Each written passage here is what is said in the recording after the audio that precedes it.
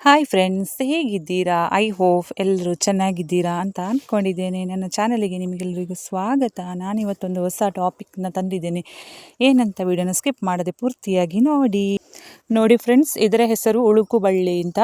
ಇದು ನೋಡಿ white colour ಹೂ ಇರುತ್ತೆ ನೋಡಿ. ಎಲೆ ದೊರಗು ರೂಪದಲ್ಲಿ ಅರಾರ ರೂಪದಲ್ಲಿ ಇರುತ್ತೆ. ಆ ಎಳೆನ ಮುಟ್ಟಿದರೆ ಒಂಥರ ಅರಾರ ರೂಪದ ಥರ ನಮಗೆ ಫೀಲಿಂಗ್ ಆಗುತ್ತೆ. ಬಳ್ಳಿ ರೂಪದಲ್ಲಿರುತ್ತೆ. ಇದನ್ನು ಹೆಚ್ಚಾಗಿ ಹೂವಿನ ತೋಟದಲ್ಲಿ ನಾವು ನೆಟ್ಟರೆ ತುಂಬ ಚೆನ್ನಾಗಿ ಕಾಣುತ್ತೆ. ಡೆಕೋರೇಷನ್ಗೆ ಎಲ್ಲ ಯೂಸ್ ಮಾಡ್ಬೋದು. ಆದರೆ ಇದರ ಔಷಧೀಯ ಗುಣ, ನಮ್ಮ ಹಳ್ಳಿಯಲ್ಲಿ ನಾವು ಇದರ ಔಷಧೀಯ ಗುಣ ಏನು ಅಂತ ಯಾವುದಕ್ಕೆ ಉಪಯೋಗಿಸ್ತೇವೆ ಅಂತ ನಾನು ಹೇಳ್ತೇನೆ. ವಿಡಿಯೋನ ಸ್ಕಿಪ್ ಮಾಡದೆ ನೋಡಿ. ಇದರ ಹೆಸರು ಉಳುಕು ಬಳ್ಳಿ ನೋಡಿ. ಈ ಎಲೆಯನ್ನು ನಾವು ಸಂಗ್ರಹಿಸಿ ನಮಗೆ ಹರಳೆಣ್ಣೆ ಅಂತ ಹೇಳ್ತಿರಲ್ವ, ಕ್ಯಾಸ್ಟರ್ ಆಯಿಲ್ ಅಂತ, ಅದರ ಜೊತೆ ಮಿಕ್ಸ್ ಮಾಡಿ ಇದರ ಎಲೆನ ಮಿಕ್ಸ್ ಮಾಡಿ ಚೆನ್ನಾಗಿ ಅದನ್ನು ಹಿಚುಕುವಾಗ ಅದರಲ್ಲಿ ಒಂಥರ ಲೋಳೆ ಟೈಪು ರಸ ಬರುತ್ತೆ. ಅದನ್ನು ನಾವು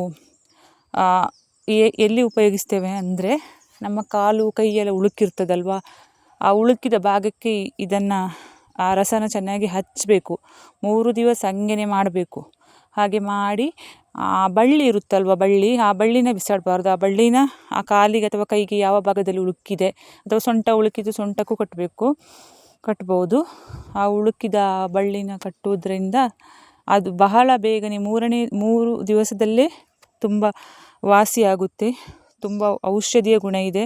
ನೆಕ್ಸ್ಟ್ ಈ ಎಲೆಯಿಂದ ನಾವು ಎಣ್ಣೆನ ತಯಾರಿಸ್ಬೋದು. ಎಣ್ಣೆನ ಅಂದರೆ ಇದು ತೆಂಗಿನ ಎಣ್ಣೆ ಇದೆಯಲ್ವ, ಅದರಲ್ಲಿ ಈ ಎಳೆಯ ರಸನ ಹಾಕಿ ಎಣ್ಣೆ ಕಾಯಿಸಿ ತಲೆ ಕೂದಲಿಗೆ ಹಾಕ್ತಾ ಬಂದರೆ ತಲೆ ಕೂದಲು ಕೂಡ ಸತತವಾಗಿ, ಯಾರಿಗೆ ಹೇರ್ ಫಾಲ್ ಸಮಸ್ಯೆ ಇದೆಯೋ ಅವರ ಹೇರ್ ಕೂಡ ಬೆಳೆಯುತ್ತೆ.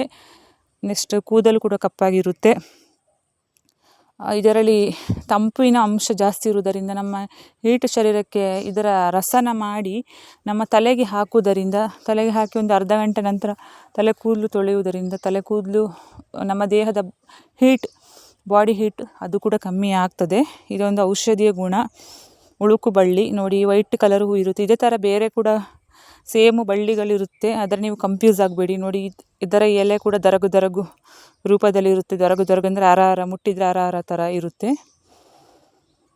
ಹೂವಿನ ತೋಟದಲ್ಲಿ ಕೂಡ ನಡ್ಕೊಳ್ಬೋದು. ತುಂಬ ಆಕರ್ಷಣೀಯ ರೂಪದಲ್ಲಿರುತ್ತೆ. ಗೋರಟೆ ಹೂ ರೂಪದಲ್ಲಿರುತ್ತೆ. ನೋಡಲಿಕ್ಕೆ ತುಂಬ ಚೆನ್ನಾಗಿರುವ ಹೂ. ನಮ್ಮ ಕೊಡಗಿನಲ್ಲಿ ಅಂತೂ ತುಂಬ ಜಾಸ್ತಿ ಇದೆ. ಇದು ಬೇಡ ಅಂತ ಹೇಳಿದರೂ ಕೂಡ ಅದು ಜಾಸ್ತಿಯಾಗಿ ಬೆಳೀತದೆ. ಇದರ ಔಷಧೀಯ ಗುಣ ಇಷ್ಟೊಂದು ಮಹತ್ವವಾಗಿದೆ ಈ ಗಿಡ.